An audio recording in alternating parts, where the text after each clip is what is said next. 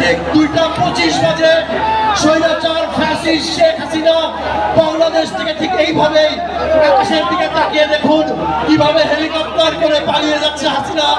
ঠিক সেই মুহূর্তে আমরা এখন অবস্থান করছি। 2:25-এ হাসিনা বাংলাদেশের মাটি থেকে পালিয়ে গিয়েছিল। আর কোনোদিন হাসিনাকে এই দেশে ফিরতে দিব না। হাসিনা ফিরবে, তবে কিভাবে ফিরবে? গলায় ফাঁসির দড়ি নিতে ফিরবে। পালাইছে রে পালাইছে।